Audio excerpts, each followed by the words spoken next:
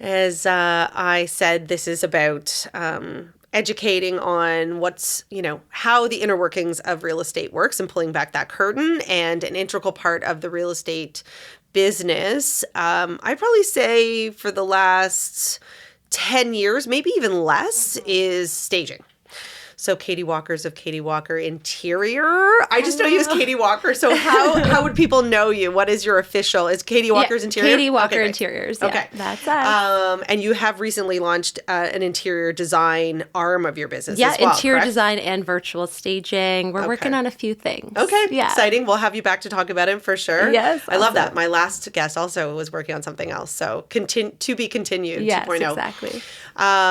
So I have, I've worked with a lot of stagers over my time in this business, and Katie has been someone that I've exclusively used for the last few years for many reasons, primarily obviously her work, my clients loving her work, success in sale, and as well as just her dedication and professionalism. So I'm excited to have you on. Thank you for having me. Yeah, for sure. So I would love to hear your backstory because as we were just discussing before, I actually don't even know how you got into the business. And I think that everybody has a great story. So before we talk about like your team and all that stuff, like where did you start out and when did you start this? It's kind of a long story, I guess. So I always came at this from an entrepreneurial standpoint. I had some businesses in my early 20s. Then when I had my daughter, I kind of decided to shift gears, switch businesses, readjust, figure out what I really wanted to do.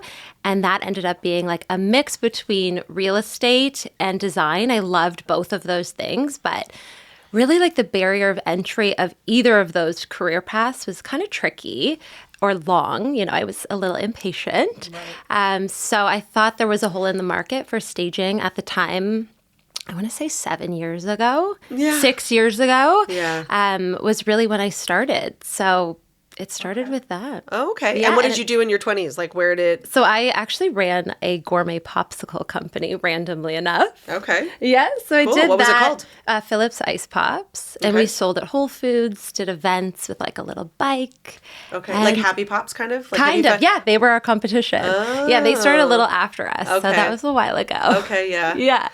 So that kind of primed me for like the business side of this. Right. And then, staging came into play there. I think that's actually really interesting because I think it's similar to like when you hear about like restaurants always going out of business or, I think there's a business acumen that you need for anything. So, and that's not to disparage, but even like, agents that get into this business thinking it's easy money, but their background is, and I've used this analogy only because I had an Uber driver who once told me he was trying to get into real estate and he barely could carry on a conversation with me and he worked in IT. Right. That there is that element of having a business background in whatever you get into if you're going to start a venture. I always say it's 10% design and the rest is business, which is crazy to think because that is the product, the staging. For sure. But everything is based on the numbers, on the margins, on doing things in a strategic way. Yeah, or you're working for free because it is so easy in the staging world to work for free for sure if you're not charging enough. Mm-hmm. So we'll get into that as well because I think that that's probably the biggest misconception is how expensive staging is. Too. Yeah, I'll break it down. Okay, so you started 6 years ago. Yeah, about 6 years ago. And I started really from the ground up. I had no investors, no help. I was working a 9-to-5 job working in design sales. Oh, okay. And I was doing that Monday to Friday. And then on my lunch breaks, I would cold call clients. I came up with a portfolio, just like staging my brother's apartment, my mom's house. And so smart. Really tried to get into things by like buying things from CB2, then returning them, like really had, oh my God, the old days. No money. By the way, I did that very early on when like I also was just starting out and I would like go to HomeSense and buy everything and then like tuck the tags in. You do what you gotta do. Yeah. And that was really like a very slow growth for that reason. Like I'm, 6 years into this and I like just got our warehouse a year ago.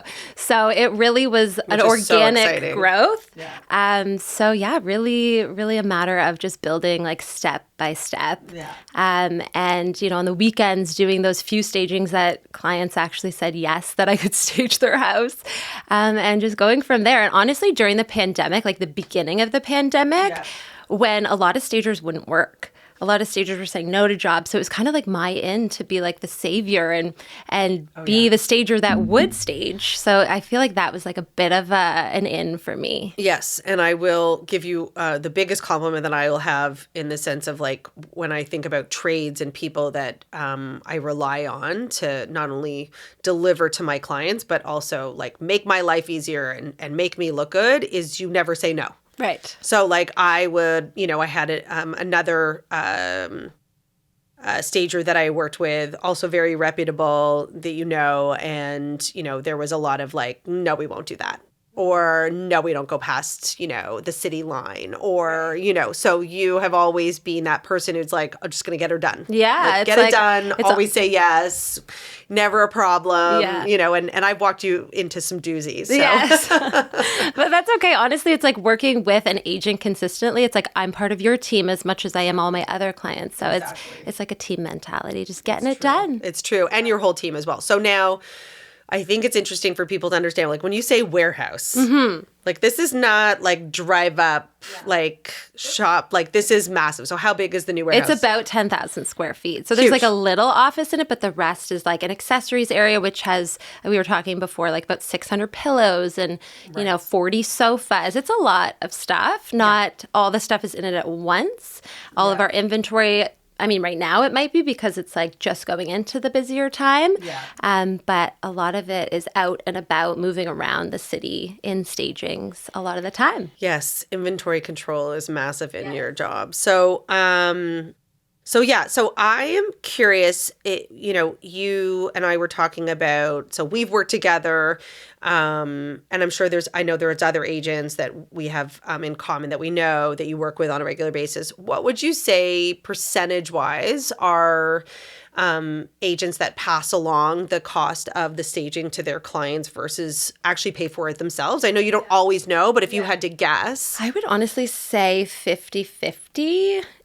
It's like I said, like you're saying, I don't fully know all of the time. Like sometimes there could be a deal after the property sells, maybe the client reimburses the agent or vice versa. Right. So it's hard to say, but it's about half and half. Which is interesting to me because as we move into this, and I've found the market to be competitive probably for the last 5 years, even though everyone believed that like there are a million realtors, but as we know, 90% of it is done by 10% of it. And amongst us, it's always surprised me that divide of people who go out to market and don't stage or don't or ask their clients to. So, and I have met a lot of referrals that have been very surprised by it. Are you seeing that change? Like, have you seen that percentage change at all in the last 5 years? As far as who's paying for the staging? I mean, we're doing more stagings than we've ever done in this year, last year. So we really volume for sure. Yeah, volume. I would say like in these markets, I feel like in the last 3 years at least, it feels consistent. We haven't picked up yet for the spring market, so who knows at that point? Like things are on market for longer, so staging maybe when people are renewing for that second month or third month, maybe the agent's less willing to put all of that money into it. So I foresee there being different deals happening as far as ways to divide it fairly. But you, like 5 years ago, you still saw a 50-50 divide, or did you? I would say so. I mean, 5 years ago, we weren't doing as much as we're doing now. Fair enough. So, we would be doing maybe like 4 stagings a month versus now like 20 during the busy times. So it's a easier swath to see like in the last 2 years, 3 years. Okay. So it's hard to say, but yeah, it feels similar. Yeah.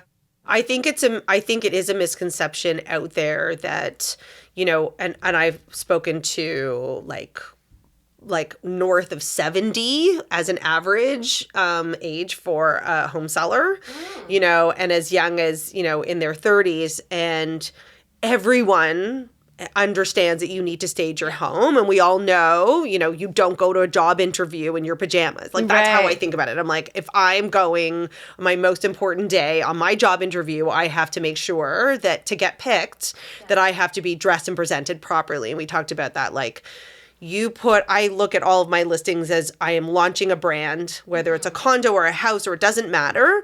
I think it's very important, though, when I want to talk about like when you stage, when you don't stage. I have my own opinions, but like, how people put their properties out. Let's not even get into the fact that some agents don't even do pictures. Right. Or iPhone photos even worse. Yes, the iPhone photos. Those are my favorite. Yes. Dark iPhone photos that like aren't cut properly. Anyway, but everyone seems to understand that you do need to stage, and yet there's not an industry standard yet that it is on the agent to pay. So I find it interesting that it's still 50-50 and that 50% of people are selling. Yeah, I think, some of it too is like if the agent is taking a cut in commission or doing something like you said for that 1.5 or whatnot, then I can see that there's some negotiation on their end for the seller paying. So I've seen that. For sure. Everybody's got a different model, for sure. I just know, like, I remember I had a house 2 years ago that was a referral to me, and they were still living in the house. There was like a tenant in the basement, and their elderly parents were living there from Portugal, spoke no word of English, and basically like in their 80s, like not moving fast, right? And she's like, okay, so when are you going to stage? And I'm like, we're not. All right. Right? Like, there are times that you just can't. So the interesting part for me for that one was I had someone that I know who saw it posted on my Instagram, and she reached out to me. She was a client and a friend.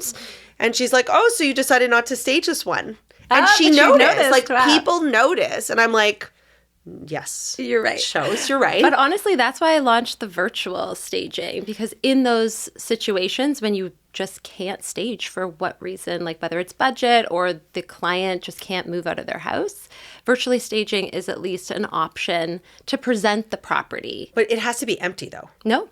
We can digitally remove furniture. Oh, yeah, we do it all the time. I learned something new. I have never done virtual staging. Yes.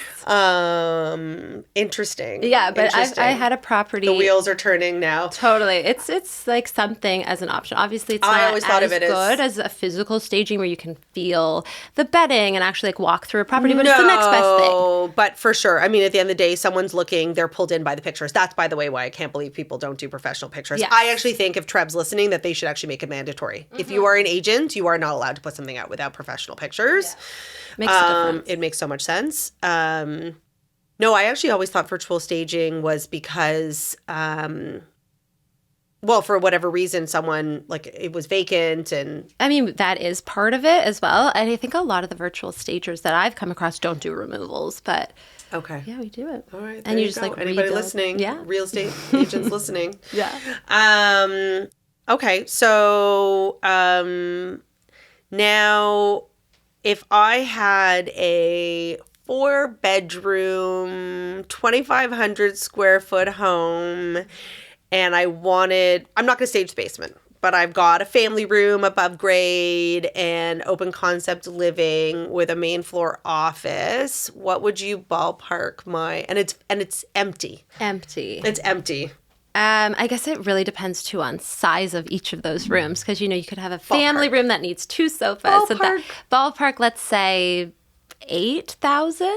I would say maybe even could go up from there. 12? Yes, it could go up from Yeah. there. It also depends on like where this property is, because a lot of the fees that are on our bill are delivery, staging, like getting all of our team, all of our 6 people to that location. So it could really inflate the bill a little bit in that way. And it's interesting because I also know from working with different companies that some hide that in the cost, right, of the property. I've worked with someone who prices it per room. But if you are working with a top tier stager in the city, that is what you are paying. Like that is, I would say, like I was actually more in the 10 to 12 in my thought process, because by the time I know you, and we've done enough together. And I would also say that and me, like I'd rather do it and do it properly or not do it at all. Yeah. So, I'm like, I'm not going to do a partial. But I think that people don't realize. Like, I've had every single time, and it hasn't been often, obviously, in the last few years when things have been selling fast, but our last property on Sunnycrest, I remember having that conversation with clients because we sold in 3 weeks, and 2 weeks they were panicked and talking about what are we going to do at the end of the month. And I said, don't worry, we've got a lot of time because, as you know, in this business, every day it can change. And when I told them how much it was going to cost, because I do not pay past I pay for staging, as you know, but I don't pay past the first month. I've never had a client who has been like, oh, okay. Oh, That's no. what I thought it was going to be. Oh, really? Right. I believe, even though people think staging, I don't think they realize how much it costs. I think I get that because I find when I'm hiring new stagers, they're also confused by the process. I walk them through the process, and nobody knows how physically intense it is or labor intensive or how much work goes into a staging. Because you see the picture on Instagram and it looks like perfectly done and looks seamless, or you walk into a staging and everything just is in its right place. So Not in the middle of it. I know. So I mean, yeah, you've seen when we're like mid-stage and it's a disaster. No, but I think that people don't realize how much goes into it. So much. Devil is in the details. It's true. And you have to bring extra things and have enough boxes space. and things don't always. And you are very seamless. Like I've had other people come in. They're like, okay, well, we'll be here for the next hour doing, measurements or whatever. You walk in and you're like, okay, I'm just going to do some pictures and thanks so much. It was nice to meet you. And you walk out and they're like, I know. did she get everything? And I'm like, she's got everything. Don't worry about it. I know. I'm all about doing things. Method. Yeah, I just want to do things efficiently and quick because nobody, like your clients, don't want to sit there all day and watch me measure a wall. No one wants to see us. Even with hanging art, like my team is always shocked by how I hang art. Like I always have stagers and movers who help hang art, grab the measuring tape, grab the tape, like start measuring walls. And I'm like, no. Give me the picture and we'll make a mark. Tell me if it's level. Like there's so many easier ways to do things because, I mean, you have one day to stage it. So I try to do things as effectively and quickly as possible while still making it like quality. Yes, and it is always quality for sure. As we talked about, I have an aversion when I walk into a house and I feel like that's staged and I feel like I just walked into the middle of a home sense. And it's very obvious. So that's one of the reasons also that I've always liked working with you is that like you're not walking with a lot of chrome. Right. There's not a lot of pictures of horses, which you always see. So, where, if you were going to give like one tidbit of like, where do you find some of your best stuff? Yeah.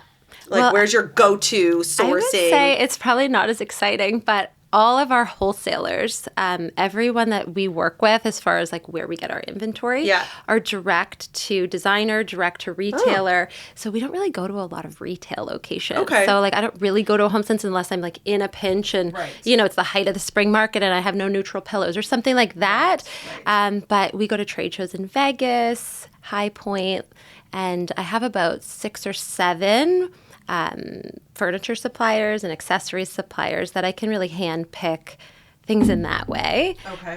But as far as like local artisans and things like that, not so much. No, not as much. Interesting. Yeah. And not like the Etsy's of the world. No, not as much because I mean it's such a wide range that you can get from a wholesaler, and you can really fine tune. They're really doing all the sourcing of local artisans, and then you're picking from a wider range. Right. So that they've done the work for you. In a way, yes. Like our furniture, a lot is the same places that Crate and Barrel shop from, the same place that LT shops from. So instead of like going to an LT or Crate and Barrel or like a Home or whatever, any of those locations, we just go direct to the source. Huh. Interesting. I've always thought about that because if I've ever like sourcing holiday gifts for clients or trying to find something really cool and different, I always go on there and I think of you guys because I think, oh my God, like it's like the rabbit hole and you never get out of there. And how do you even pick from, like you said, you have 600 pillows. Yes. How do you know you need more pillows? How do you know? We start running out and I just scramble and buy. But I honestly do a big purchase before each fall season, each spring market. And we do just like a big purchase or whenever now that we have enough inventory and such a large range of inventory, I just kind of add what I like and find those special pieces and add in a more small, like, 10 pieces of art every season as we grow. But now we're rolling out a rental part to our business called Rent Express. Oh, okay. And so I foresee me having to buy a lot more inventory. So, wow. So you want people to rent from you? Like smaller stagers. Okay. Or agents who do want to cut their cost and manage most of the labor part themselves. Okay. It would be the same inventory that we have. It's just really a way of making the cost a little lower. Okay. It's kind of our way to adapt to this market. Yeah. So, which leads me to like a couple of questions. One is, how often do you find you have to replace inventory? Because again, that same sofa, like again, you're dispersing it over, let's say, I don't know how many agents, so it's not necessarily that they're seeing the same sofa in an agent. Like I'm not showing the same sofa over and over again, but, after wear and tear and all of that stuff, how long would you say most of your inventory lasts? It depends on the inventory. So if something's like a glass coffee table, that's not going to last as long as something that's iron. Right. But I would say we do a warehouse sale every year. And yeah, I feel like we've been growing so much that we're constantly updating and adding new items. Right. And we haven't come into the point where we're getting rid of a lot. But some things just break. They just have to be thrown out. Style-wise, I imagine, or chips style-wise. Yeah, I try to keep it neutral for the most part with certain pieces of furniture. But we style and stage so many different types of properties that nothing has become dated yet. Some items have been demoted to basements, but I never really got into the chrome of the world. Yeah, so you did not. I don't have that in our inventory. I think one of the perceptions also, and at least the challenges I probably come across, is that I either have people who are like, oh my God, it looks amazing. Not because it was good or bad, but because it fit their taste. Right. When they come in, they're like, I get it, but where's the color? Right. So if you've ever seen, like, to me, a well-staged home is neutral. And the way I kind of describe it is you almost have to dumb it down. Like as we declutter, we depersonalize, we take pictures off the wall, we want to make sure that the staging also is very depersonalized, which means there's no pops of red, pops of orange, pops of that type of thing. Yeah. Hence the white color palette that we always want for the walls. Right.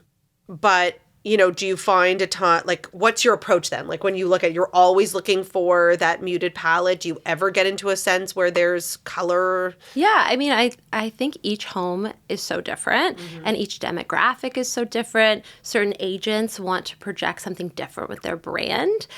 So I think it really depends on the situation. So say I'm doing a downtown condo, I'll probably do a little bit more trendy. Right. The scale of the furniture will be different.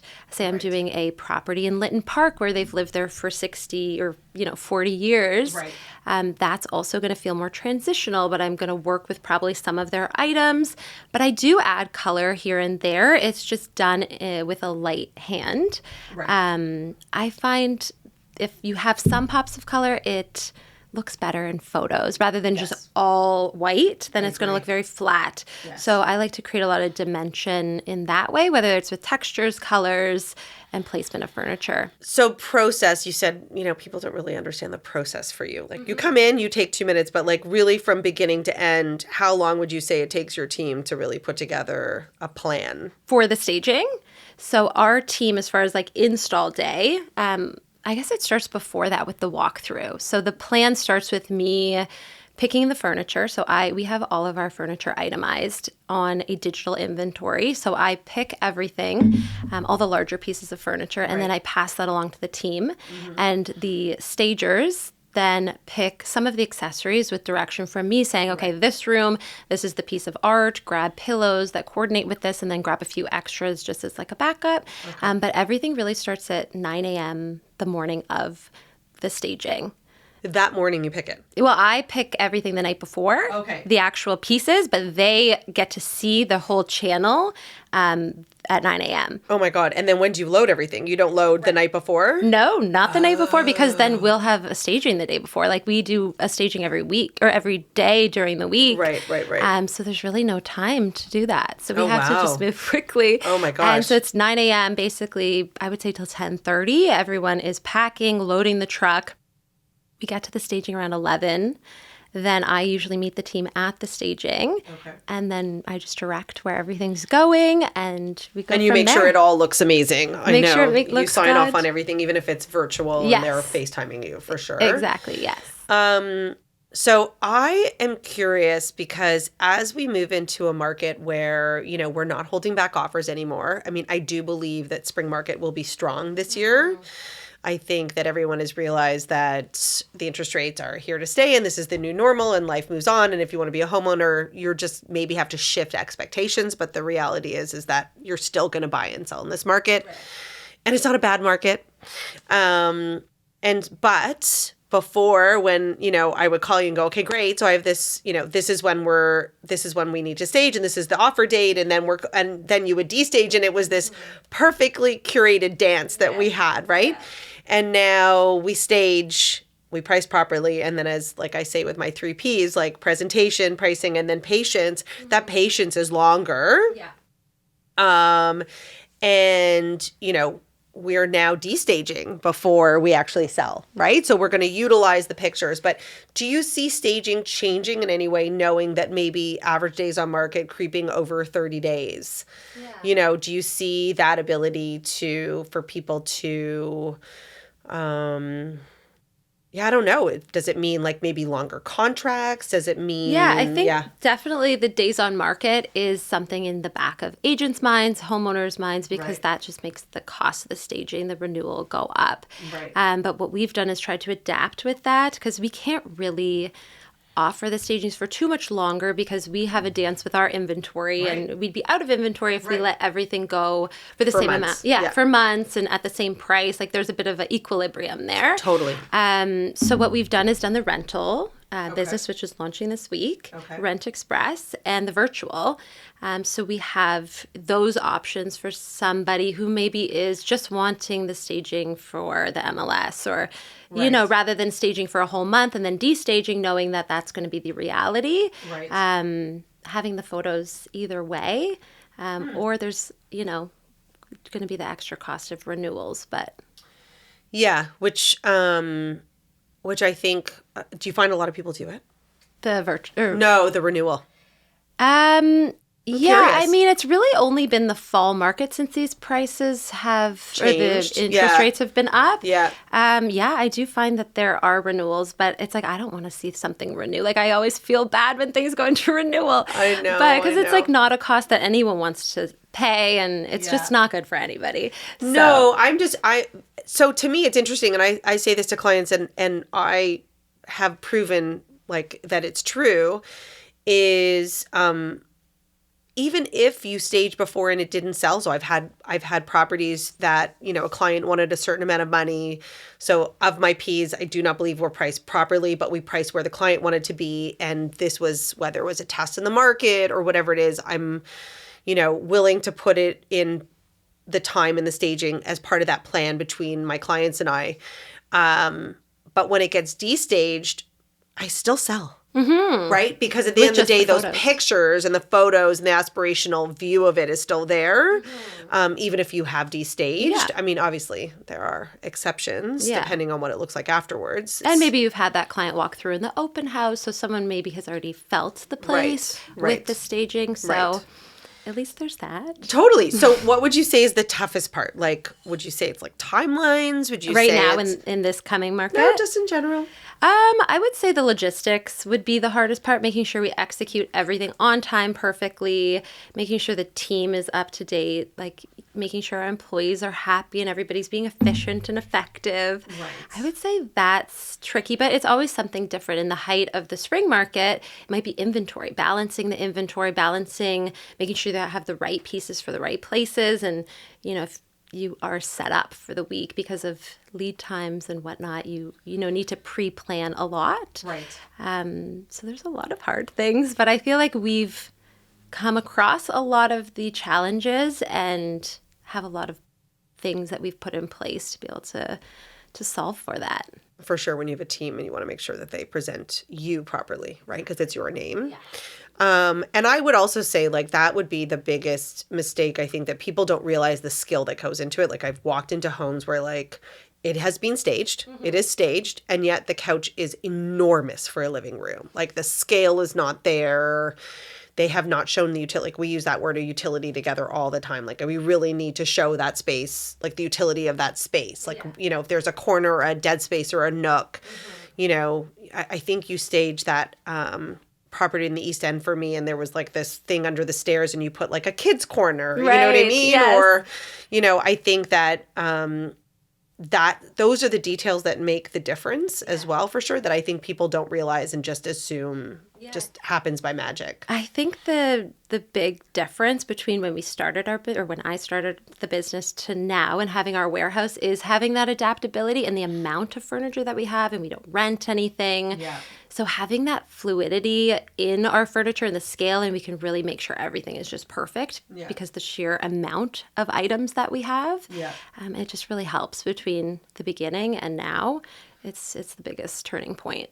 Okay. So what would you say is going to be the biggest trend in 2023? Like, do you see any changes as you go in and buy and purchase, and people are trend thinking for like styling? For styling. People are like, you know, they're thinking they want to refresh their living room, or what are you looking to showcase this year? Well, as far as like color, I'm seeing I'm loving a lot of like browns and neutral and calming tones. Okay. Primitive art I'm seeing a lot of. But when there's design and then there's staging, I find there's like so much difference to what is on trend, because I'm not necessarily going to bring all this primitive art into a staging because it might be more polarizing or less mass appeal, but I can add little sprinkles of it here and there. So it's a little bit. I agree. But I know that I've had several clients who've just loved what you've done so much with their properties. They're like, would she do my new place? You know? Yes. And so, you know, they love it because it is on par with what, like, it really is on point with the style that's going on in trend. Yeah.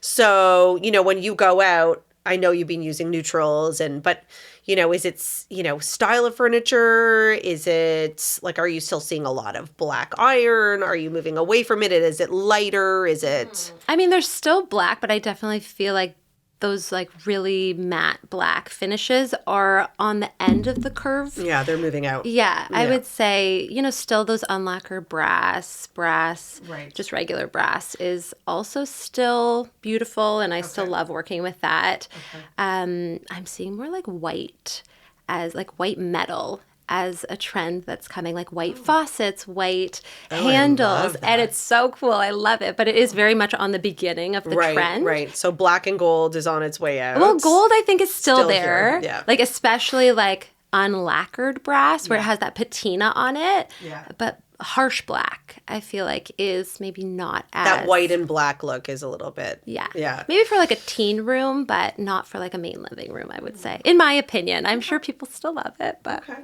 So, before I let you go, you've been doing this for 6 years. If you had a looking glass and it was 5 years from now, right, where would you say staging will be in Toronto?